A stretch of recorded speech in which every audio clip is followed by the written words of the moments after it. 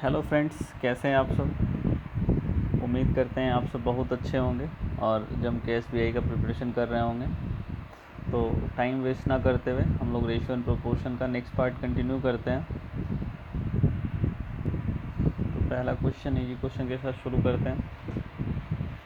If 12 person can do a piece of work in 6 days, 12 persons can do a piece of work in 6 days, then how many persons can do it in 24 days?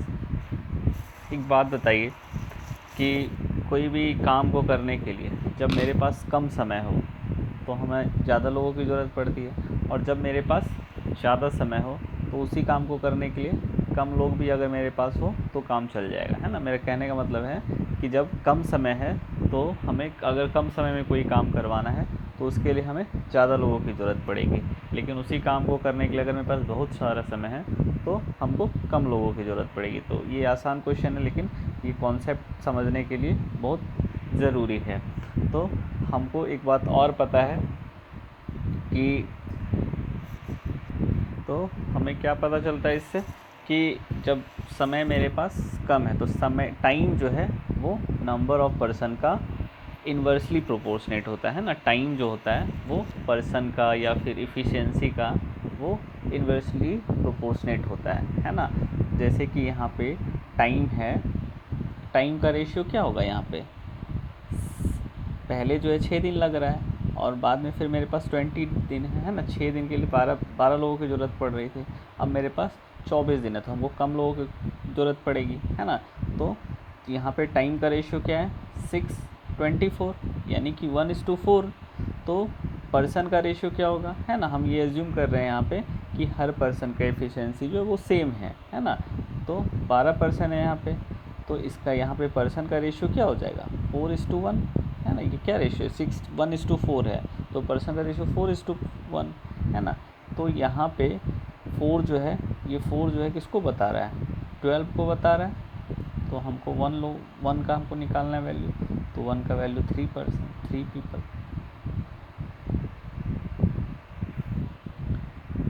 Clear है।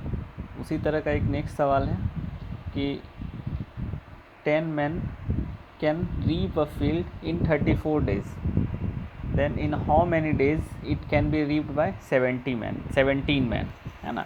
तो 10 लोग को 34 days लगता है ना। 10 man को 34 days लगता है, तो 17 मैन को कितना दिन लगेगा। तो यहाँ पे मैन का रेशियो क्या हो जाएगा, तो है ना। मैन का रेशियो हमको डेज़ यहाँ पे निकालना है, तो हम मैन के रेशियो से यहाँ पे काम करेंगे। तो मैन का रेशियो क्या है, 10:17। तो टाइम का रेशियो क्या होगा, 17:10, है ना। तो 17 किसको बता रहा है, 34 डेज़ को, तो 34 डेज़। तो 10 किसको बताएगा, 20 डेज़ को, है ना। क्लियर है। अब नेक्स्ट क्वेश्चन देखते हैं।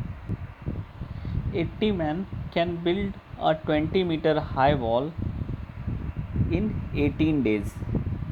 Find how many men can build 25 meter high wall in 12 days, है ना। तो 80 लोगों को 20 मीटर ऊंचा दीवार बनाने में जो है 18 दिन का समय लगता है। तो कितने लोगों को 25 मीटर ऊंचा दीवार बनाने में 12 दिन का समय लगेगा, है ना।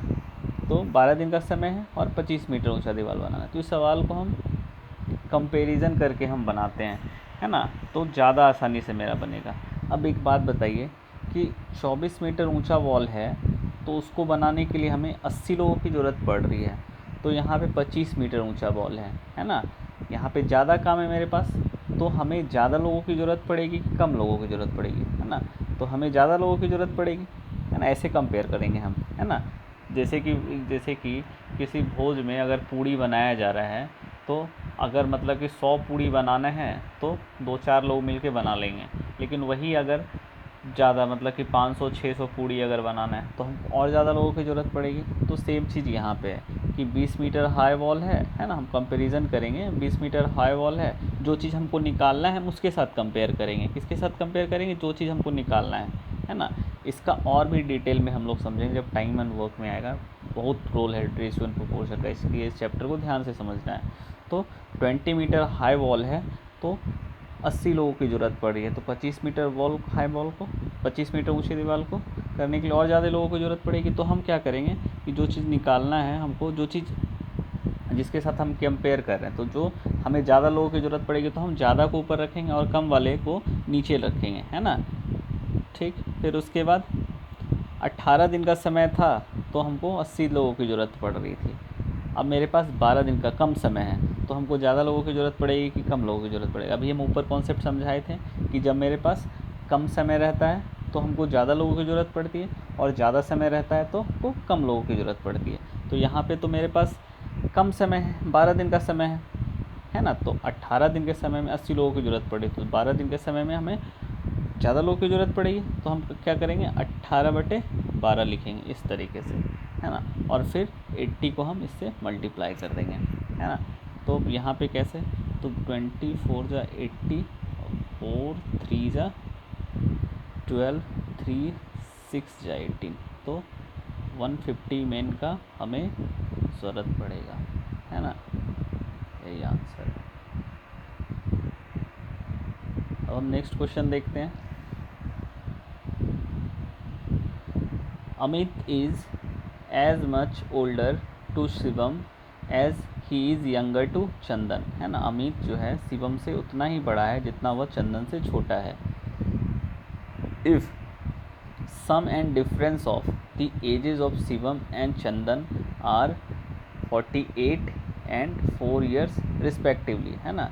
तो शिवम और चंदन के एज का सम 48 है और 48 ईयर्स है, और उसके एज का डिफरेंस क्या है, 4 years है ना।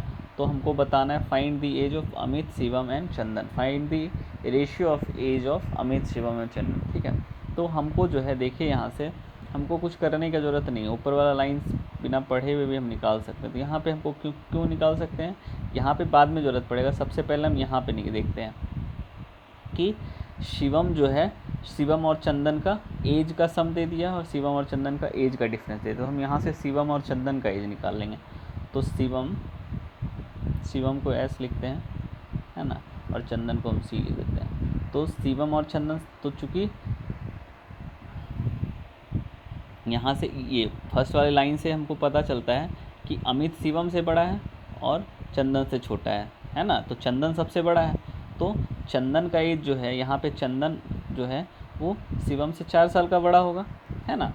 तो यहाँ पे चंदन और शिवम का एज का सम दिया हुआ है ना। हम बताए थे, ये परसेंटेज में भी जब हम पढ़ा थे, जब दो लोगों के एज, दो चीज़ों के मतलब कि सम दिया हुआ है, दो चीज़ों का डिफरेंस दिया हुआ है, तो जो सम और डिफरेंस को प्लस करके 2 से डिवाइड लगा देंगे, तो जो बड़ा नंबर है उसका पता चल जाएगा, और इस दोनों को प्लस करके, इस दोनों को माइनस करके 2 से डिवाइड कर देंगे, जो छोटा नंबर है वो पता चल जाएगा। तो यहाँ पे ये शिवम छोटा है, तो इस दोनों को हम माइनस करके 2 से डिवाइड लगा देते हैं, तो 44 होगा। 44 डिवाइड 2, तो 22 हमको शिवम का एज पता चल गया। अब 48 + 4 यानी 52, इसमें हम 2 से डिवाइड कर देंगे तो हमको चंदन का एज पता चल जाएगा 26, है ना। अब हमको पता है कि अमित इससे बड़ा है, और अमित इससे उतना ही बड़ा है जितना इससे छोटा है ना। तो इस दोनों के बीच में, ये 22 और 26 के बीच में ही होगा। तो 22 और 26 के बीच में कौन सा नंबर हो सकता है, 24।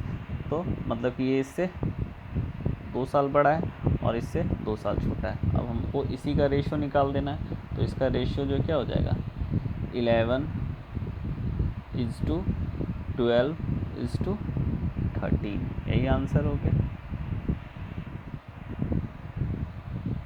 नेक्स्ट क्वेश्चन देखते हैं। The sum of the ages of A and B 4 years ago was 40 years. तो A और B का एज का सम 4 साल पहले 40 साल है, 40 साल था। The product of their present age is 8 times the present age of A, है ना। तो यहाँ से हम आगे क्या पूछा देखते हैं। If C age is 8 years more than A and D age is 4 years less than, तो इसका आगे हमको ज़रूरत पड़ेगा। पहले हम क्या करते हैं, ए और बी का हम एज निकाल लेते हैं, है ना। तो find the sum of present of C and D, हमको ए और बी का एज हमको निकालना पड़ेगा, है ना। तो हम क्या करते हैं, हमको दिया हुआ है जी 4 साल पहले ए और बी के एज का सम दिया हुआ है ना। तो हमको क्या दिया हुआ है, रेशियो दिया हुआ है उसके प्रेजेंट एज का, है ना। तो हम यहाँ से प्रेजेंट एज निकाल लेते हैं। ए और बी का प्रेजेंट एज कितना है, तो दोनों ए और बी 4 साल पहले का है, दोनों में 4 साल बढ़ेगा। तो प्रेजेंट एज जो है, present age of A plus B क्या हो जाएगा, 40 + 8 यानी कि 48 ईयर्स। अब हमको आगे क्या बोला है कि ए और बी का जो प्रोडक्ट है वो ए का 8 टाइम्स है ना, ए का 8 टाइम्स है। तो एक बात बताइए कि ए का जो एज होगा, ए का एज सपोज़ करिए एक्स होगा, तो ये जो है इसका प्रोडक्ट जो है वो 8 टाइम कब होगा, जब 8 टाइम कब होगा, यहाँ पे भी तो ए का एक्स ही रहेगा और ये क्या है, ये 8 होगा। तो यहाँ पे हम क्या एज्यूम हो जाएगा, हमको ये जो हमको पता चल जाएगा कि बी का जो एज है वो 8 ईयर्स है ना। तभी तो दोनों का प्रोडक्ट जो है वो ए के एज से 8 गुना है ना। तो बी का एज जो है कितना हो गया, यहाँ पे बी का एज 8, हमको 8 ईयर्स पता चल गया। जब बी का एज 8 ईयर्स पता चल गया तो ए का एज जो है क्या हो गया, 40 ईयर्स हो गया, है ना। समझ रहे बात को, यहाँ पे देखिए 40 × 8 हम कैसे किए, आसानी से किया ना, कि हम यहाँ पे क्या बोला कि product of A and B is the present age of, product of present age of, यहाँ पे लिखना भूले, product of present age of A and B, है ना, छूट गया था लिखना। Product of present age of A and B is 8 times of present age of A, है ना। तो ए और बी का जो प्रोडक्ट है प्रेजेंट एज का वो ए का 8 टाइम्स है, ए के प्रेजेंट एज का 8 टाइम्स है। तो बी का क्या होगा, बी का एज 8 होगा, 8 ईयर्स होगा, तभी तो वो ए का प्रेजेंट एज का, ये दोनों का प्रेजेंट ये प्रोडक्ट जो है वो 8 गुना होगा, है ना। तो बी का एज 8 साल हमको पता चल गया, तो ए का 40 ईयर्स पता चल गया। अब हमको क्या बोला है कि सी जो है ए से 8 गुना, सी और डी, तो सी 8 से 8 साल बड़ा है तो सी का 40 है, तो सी का 48 हो गया, 8 साल बड़ा है तो 48 हो गया। और डी जो है, D age is 4 years less than B, तो बी का एज 8 ईयर्स है, तो इससे 4 साल कम, तो क्या हो जाएगा, डी का 4 ईयर्स हो जाएगा। Find the sum of present age of C and D, तो इसका 48 और +4 का सम क्या होगा, 52 ईयर्स, ये आंसर हो जाएगा, है ना। नेक्स्ट क्वेश्चन देखते हैं। Abhay got married 28 years ago, today his age is 2:1/3 times of his age at the time of marriage, है ना। तो अभी का एज जो है उसके मैरिज के एज का 2.1/3 गुना है ना। His daughter age is 3/7 of his present age, है ना। उसकी बेटी का उम्र जो है उसके प्रेजेंट एज का, अभय के प्रेजेंट एज का 3/7 है, तो हमको उसकी बेटी का उम्र बताना, फाइंड हिज डॉटर एज। तो हमको जो है उसका प्रेजेंट एज जो है उसका मैरिज वाला एज, है ना, मैरिज को हम एम लिख देते हैं और उसका अभय का प्रेजेंट एज को हम पी लिख देते हैं, ठीक। तो यहाँ पे जो है उसका जो प्रेजेंट एज है उसके मैरिज एज का 2.1/3 है, तो 2.1/3 का मतलब क्या, 3 × 6 7/3, तो इसका प्रेजेंट एज जो है अगर 7 होगा तो ये मैरिज एज 3 होगा, है ना। 7/3 में जो है 3 को हम क्या कर देते हैं, इधर भेज देते हैं। तो अब जो है इसका डिफरेंस क्या हो गया, 28 साल पहले शादी हुआ है, तो ये 4 जो है, ये 4 ही तो 28 को बता रहा होगा, है ना। तो 7 कितना को बता रहा होगा, तो 7 जो है इतना बटे 4 × 7 तो 49। तो उसकी बेटी का उम्र बोला है कि अपने पिता की उम्र का 3/7 है, तो इसका डॉटर से 3/7 इसी का हो जाएगा, 3/7, तो डॉटर्स का एज कितना हो जाएगा, 21 ईयर्स। आया समझ में, daughter as.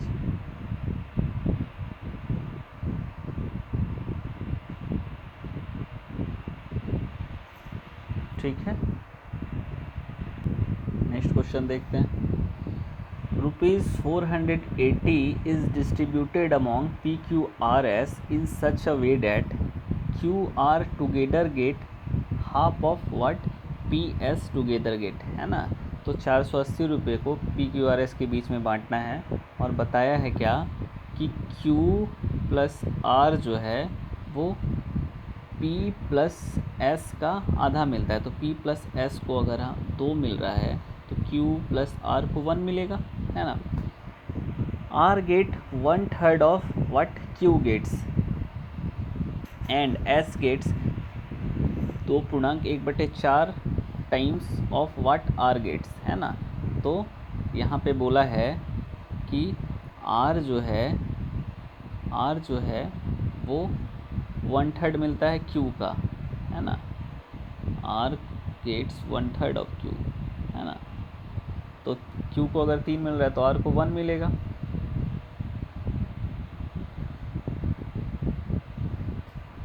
And S gets 4 दूनी 8 1 9, है ना। तो 9/4 तो S को जो है R का 9/4 गुना मिलता है। तो S को अगर हम R को अगर हम 4 लिख दें, अगर हम इसको 4 से मल्टीप्लाई कर दें तो ये क्या हो जाएगा, ये भी 12 हो जाएगा। अब जो है S को कितना मिलेगा, तब S को जो है R 4 हो गया, तो S को 9/4 हम लिखेंगे इस तरीके से। समझे हम 4 क्यों लिखे हैं, है ना, इसीलिए लिखे क्योंकि मेरा ये कट जाए। तो S जो है कितना हो जाएगा, 9 हो जाएगा। अब जो है QR यहाँ पे बोल दिया है हमको, QR जो है QR यहाँ पे कितना है, Q प्लस R 1 है। तो हम इसको अगर 12/4 यहाँ पे क्या हो गया, QR 16 है, तो अगर हम 16 इसको लिखे तो ये 32 हो जाएगा, है ना। तो अब उसमें बोला है कि R का शेयर, तो ये दोनों मिल के 48 हो जाएगा। तो 4/48 और इसको मल्टीप्लाई कर देंगे 480 से, है ना। तो हमको R का शेयर पता चल जाएगा 40 रुपीज़, है ना। 40 रुपीज़, यही आंसर हो जाएगा। अब इसी क्वेश्चन में अगर हमको पूछ देता कि P का शेयर क्या है ना, P का शेयर हमको पूछ देता, तो हम यहाँ से देख रहे हैं कि ये तो हम इक्वल कर लिए ये सब कुछ।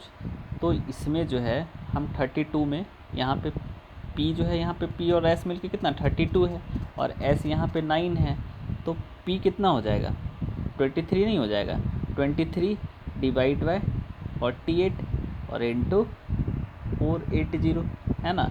तो ये क्या हो जाएगा 230 रुपीज़, है ना। इजीली हम निकाल सकते हैं। नेक्स्ट क्वेश्चन देखते हैं अब।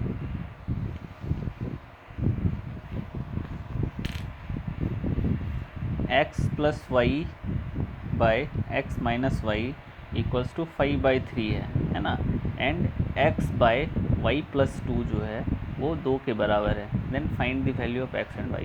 तो अभी हम बताए थे कि यहाँ से हम क्या निकाल सकते हैं, x और y का रेशियो निकाल सकते हैं। क्या निकाल सकते हैं, रेशियो निकाल सकते हैं। हम x y का वैल्यू नहीं निकाल सकते हैं। क्यों नहीं निकाल सकते हैं, क्योंकि ये भी जो है ये भी रेशियो के फॉर्म में ही दिया हुआ है ना। तो हम x और y का वैल्यू ही रेशियो ही निकाल लेते हैं। x/y का क्या रेशियो है, तो हम बताए थे कि एक बार प्लस हो एक बार माइनस हो। तो ये जो नंबर है इसको एक बार हम जोड़ के 2 से डिवाइड लगा देंगे, तो 5 3 8 डिवाइड बाई 2 तो 4, है ना। और ये 5 - 3 डिवाइड बाई 2 तो 1। तो यही हो गया x और y का रेशियो। अब जो है x जो है 4 का मल्टीपल होगा, ये तो पता चल गया। अब जो हम यहाँ पे रखते हैं, वैल्यू रखते हैं, है ना, दूसरे वाले इक्वेशन में। तो यहाँ पे अगर 4 रखें और 4 रखें तो नीचे क्या आएगा, नीचे आएगा 2। ये नीचे क्या आएगा, ऊपर अगर 4 रखें तो नीचे आएगा 2। तो यहाँ पे क्या हो जाएगा y को, ये y का वैल्यू तो 0 हो जाएगा यहाँ पे, है ना, क्योंकि 2 लाना है, 2 से भाग लगाना पड़ेगा नीचे में, है ना। तो यहाँ पे y का वैल्यू 0 हो जाएगा। तो जो हमारा रेशियो है उसको फुलफ़िल नहीं कर रहा है। तो अब जो है हम x का वैल्यू क्या रखते हैं, 8 रखते हैं। और जब 8 रखेंगे तो नीचे क्या आएगा, 4 आएगा। तो y का वैल्यू जो है तब यहाँ पे क्या हो जाएगा, 2 हो जाएगा। 2 + 2 4 और 8/4 तो 2 आ जाएगा। है ना। तो और मेरा रेशियो भी फुलफिल कर रहा है 8 और ये क्या हो जाएगा 2, तो ये इसका एग्जैक्ट वैल्यू आ जाएगा, यही आंसर हो जाएगा। समझ रहे हैं। नेक्स्ट क्वेश्चन देखते हैं। A cube plus b cube अनुपात a cube minus b cube equals to 133 ratio 117 है ना। तो हमको ए और बी का वैल्यू बताना है। तो यहाँ भी हम क्या कर सकते हैं, ए और बी, ए क्यूब और बी क्यूब का पहले वैल्यू निकाल सकते हैं, है ना। ए क्यूब और बी क्यूब का क्या वैल्यू है, तो उसी तरह हम यहाँ पे क्या करेंगे, ए क्यूब का पहले निकाल लेंगे, है ना। तो ए क्यूब का कैसे निकलेगा, ये दोनों को प्लस करेंगे और डिवाइड करेंगे 2 से, तो इस दोनों को प्लस करेंगे तो 7 3 10, 3 1 4 1 5 1 1 2, है ना। तो यहाँ पे कितना हो गया 250, 250 डिवाइड 2, तो ए क्यू जो है 125 के बराबर हो गया। तो ए का क्या हो गया, ए बराबर 5 हो जाएगा तब। उसी तरह बी का भी निकाल लेंगे, इन दोनों को लेस करते हैं तो 6 हो गया, 6 इस दोनों को लेस करेंगे तो 6, 2 में से 1 गया तो 1, तो 16 हो गया। 16 डिवाइड बाई 2, तो बी क्यूब का वैल्यू क्या हो जाएगा 8, है ना। तो बी का वैल्यू क्या हो जाएगा 2, तो ए और बी का जो है रेशियो क्या हो जाएगा, ए और बी का रेशियो जो है 5:2।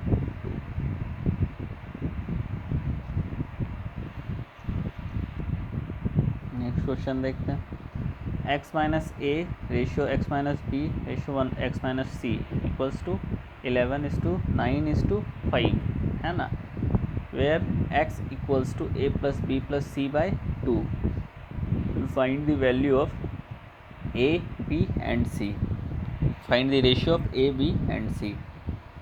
तो हम क्या करते हैं इसको हम कैसे निकाल सकते हैं, इसको हम क्या करते हैं कि इसको प्लस कर देते हैं, है ना। इसको जब हम प्लस करेंगे तो x minus a plus x minus b plus x minus c, है ना, x माइनस सी। तो यहाँ पे क्या हो जाएगा, ये इधर भी क्या हो जाएगा 11 9 20 और प्लस 5 25, है ना। तो ये जो है ये x x x 3x minus a minus b minus c, है ना, ये इक्वल्स टू 25 लिख सकते हैं। अब हमको x का वैल्यू क्या दिया हुआ है a plus B plus C by 2, तो यहाँ पे हम लिख देते हैं 3 into a plus B plus C by 2 minus, अगर हम माइनस इससे कॉमन ले लें तो ये भी क्या हो जाएगा a प्लस बी प्लस सी, है ना 25। अब जो है ये 2 हम इससे एलसीएम लेंगे तो ये क्या हो जाएगा, ये 2 a प्लस बी प्लस सी और ये क्या है 3a प्लस बी प्लस सी। तो 3a प्लस बी प्लस सी में 2a प्लस बी प्लस सी जब हम लेस कर देंगे तो क्या हो जाएगा, क्या बचेगा ऊपर में a plus B plus C divide by 2 equals to 25, है ना। तो यहाँ से हमको a plus B plus C का वैल्यू क्या पता चल गया 50, और जब a plus B plus C का वैल्यू हमको पता चल गया तो हमको x का भी वैल्यू पता चल जाएगा। तो x का वैल्यू क्या हो गया यहाँ पे 50/2 यानी कि 25, है ना। तो x का वैल्यू हमको 25 पता चल गया। अब जो है यहाँ से अगर हम इसको अगर इंडिविजुअली माने x minus A equals to 11, तो x के जगह पे हम 25 रखेंगे तो a का वैल्यू क्या आएगा 25 माइनस 11, तो क्या हो जाएगा 14। उसी तरह b के साथ होगा, x के जगह पे 25 रखेंगे और इसमें 9 माइनस करेंगे तो क्या हो जाएगा 16,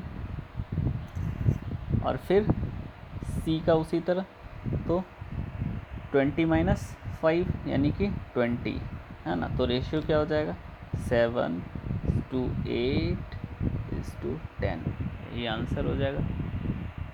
आ रहा है समझ में? नेक्स्ट क्वेश्चन देखते हैं।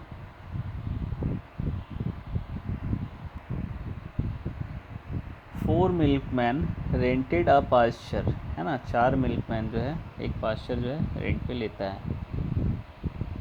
ए put to graze 16 cows for 3 month, है ना, तो and B 20 cows for 4 months, C 18 cows for 6 months and D 42 cows for 2 months, है ना। और तो यहाँ जो है रेट पे लिया गया, और रेट जो पेमेंट होगा वो किसके अकॉर्डिंग होगा, जो जितना काऊ को रखा होगा और जितने समय के लिए रखा होगा उसी के रेशियो के अकॉर्डिंग होगा। तो हम जो है यहाँ से ए 16 काउज रखा है, 16 इंटू 3, बी जो है 20 काउ रखा है तो 20 इंटू 4, सी जो है 18 काउ रखा है 18 इंटू 6, और डी जो है 42 काउ रखा है 42 इंटू 2, है ना। तो ए जो है रेंट 2400 रुपये पे कर रहा था, हमको ए का वैल्यू निकाल, यहाँ पे क्या होगा हमको, और फिर पूछा है कि then find the rent paid by C. तो हम तो रेशियो निकाल लेते हैं सबसे पहले ए बी सी डी का। तो यहाँ से हमको ए और सी का भी रेशियो अगर हम निकालेंगे ना तो मेरा आंसर ला सकते हैं, है ना। लेकिन हम क्या करते हैं कि अगर सबका पूछ दिया या रेशियो पूछ दिया तो हम रेशियो निकाल लेते हैं। रेशियो निकाल लेते हैं तो 4 4 जा 16, ये 4 कट हो गया, ये इससे 2 2 तो 2 9 जा इंटू 2 3 जा, है ना।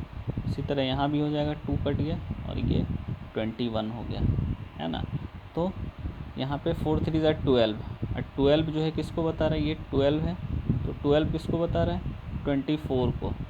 हमको 9 3 जा 27 का वैल्यू निकालना है, तो 27 का क्या हो जाएगा 50, 12 दूना 24, 200 से मल्टीप्लाई करेंगे इसको भी, तो 5400 रुपीज़, यही आंसर हो जाएगा।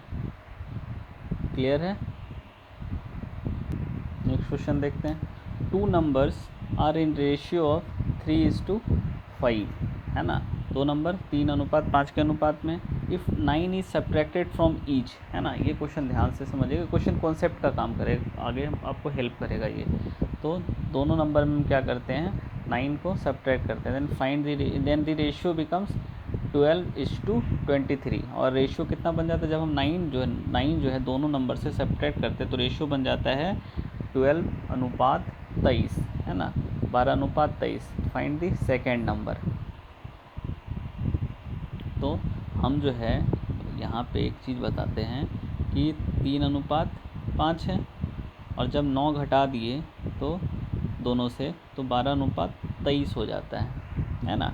तो यहाँ पे जो है, यहाँ पे देख रहे हैं, यहाँ पे 3 और 12 में कितना का डिफरेंस है, 9 का, और उसी तरह 5 और 23 में 18 का। तो दोनों डिफरेंस तो सेम नहीं है, यहाँ पे एक का डिफरेंस 9 है, एक का डिफरेंस 18 है ना। तो हम क्या करेंगे, ये दोनों डिफरेंस को अगर हम सेम करेंगे, तो ये दोनों डिफरेंस हम सेम कैसे करते हैं, तो ऊपर वाला जो रेशियो का डिफरेंस है वो नीचे वाले रेशियो से मल्टीप्लाई कर देते। तो ऊपर वाला रेशियो का कितना डिफरेंस है 2, तो इसको हम 2 से मल्टीप्लाई कर देंगे, है ना।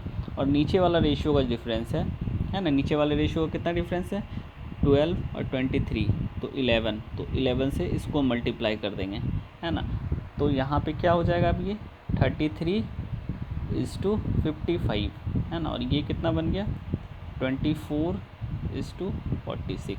अब देखिए ये दोनों का डिफरेंस सेम हो गया, है ना। तो यहाँ पे कितना हो 9, और ये भी 9, है ना। तो ये ध्यान रख, ये हम क्या हो गया, अब दोनों इक्वल हो गया, है ना, ये दोनों अब इक्वल हो गया।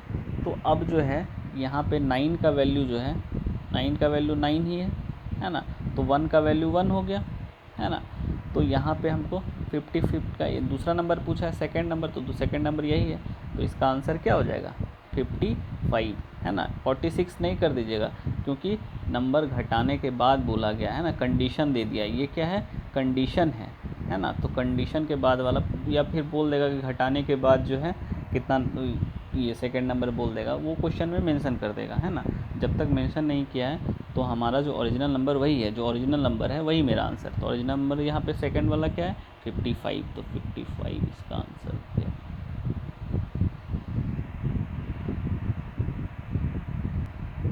नेक्स्ट क्वेश्चन देखते हैं। 13,955 is divided among Sita, Geeta and Meena in such a way that Geeta gets double of Sita and Meena must get 45 less than double of Geeta, है ना। तो 13,955 रुपये को सीता, गीता और मीना के बीच में इस तरीके से बांटा जाता है कि गीता को सीता का डबल मिलता है और मीना को गीता का डबल से 45 रुपये कम मिलता है ना। तो उसका शेयर बताना है। तो हम जो है यहाँ पे क्या कर सकते हैं, तो सीता S, गीता G और मीना M, ठीक है। तो गीता जो है सीता का डबल मिलता है, तो गीता को सीता अगर 1 हो गया तो गीता कितना हो गया 2 हो गया, और मीना जो है वो गीता का डबल मिलता है लेकिन उससे 45 कम मिलता है। तो हम क्या करते हैं कि ये मान लेते हैं कि मीना को हम ये मान के बनाते हैं कि मीना को गीता का डबल मिला हुआ है। तो डबल मिला हुआ तो यहाँ पे कितना हो जाएगा 4 हो जाएगा। अब चूँकि 45 रुपया तो कम था तो हम क्या करेंगे कि 45 रुपया इसको अब हम ज़्यादा दे रहे हैं, है ना। इसको हम क्या कर रहे हैं 45 रुपये यहाँ पे ज़्यादा दे रहे हैं, तो टोटल अमाउंट में भी 45 रुपये बढ़ जाएगा, है ना। तो टोटल अमाउंट में कितना हो जाएगा तब, तो इसमें हम 45 अगर हम ऐड कर देंगे तो 14,000 हो जाएगा, है ना। तो अब जो है 4 2 1 और 1, 4 2 6 और 1 7, तो 7 बराबर कितना हो जाएगा 7 यूनिट बराबर 14,000 हो जाएगा। तो अब हमको 1 का वैल्यू पता चल गया, 1 का वैल्यू जो है वो 2,000 के बराबर हो गया, है ना। तो यानी कि सीता को कितना मिला 2,000 मिला, गीता को 4,000 और मीना को तो 8,000 मिला। लेकिन 8,000 हम कब 45 रुपये बढ़ा दिए थे, तो 8,000 में यहाँ पे हमको क्या करना पड़ेगा 45 को लेस भी तो करना पड़ेगा। तो कितना हो जाएगा 7,955, है ना। तो सीता को 2,000, गीता को 4,000 और मीना को 7,955 रुपीज़, है ना। 7,955 रुपीज़ आया समझ में। नेक्स्ट क्वेश्चन देखते हैं। The ratio of A and B is 8:9 and age of B is 2/3 of C age, ठीक, and age of C is 9/13 of D age, है ना। तो हम क्या करते हैं, हमको पहले अलग अलग रेशियो लिख के फिर सबको मिला देंगे। कैसे मिलाएंगे देखिए, A और B जो है कितना दिया भाई, और B का अनुपात 8:9 है ना। B C का 2/3 है, तो B और C ये क्या है, तो अगर C को 3 एज्यूम कर ले तो B 2 हो जाएगा, है ना। और C जो है वो D का 9/13 है, 9/13 है, तो C और D का क्या हो जाएगा, ये अगर 13 हो गया तो ये 9 हो गया, है ना। अब हमको यहाँ पे सबसे पहले क्या करना पड़ेगा, C यहाँ पे 3 है और C यहाँ पे 9 है, तो हमको दोनों को 9 बनाना पड़ेगा। तो दोनों को 9 बनाएंगे तो ये जो है C 9 यहाँ पे बना लेंगे, तो क्या करना पड़ेगा, इसको 3 से मल्टीप्लाई करना पड़ेगा दोनों को। तो B यहाँ पे क्या हो जाएगा 6 हो जाएगा, 6, और ये 9 हो जाएगा, है ना। और ये यहाँ पे 9 ये भी बना हुआ है, तो D जो है ये 13 हो जाएगा। अब जो है अब क्या करना पड़ेगा, यहाँ पे B C D का रेशियो क्या हो गया 9:6:13, है ना। अब जो है चूँकि यहाँ पे B मेरा 9 है और यहाँ पे B 6 है, तो इसको हमको क्या करना पड़ेगा, इसको भी दोनों को इक्वल करना पड़ेगा। तो इक्वल करने के लिए जो है हम क्या कर सकते हैं, दोनों का एलसीएम लेंगे, तो दोनों का एलसीएम क्या हो जाएगा 18, है ना। तो 18 को बनाने के लिए B को अगर हम 18 बनाएंगे तो इसको क्या करना पड़ेगा, इसको 2 से मल्टीप्लाई करना पड़ेगा, है ना।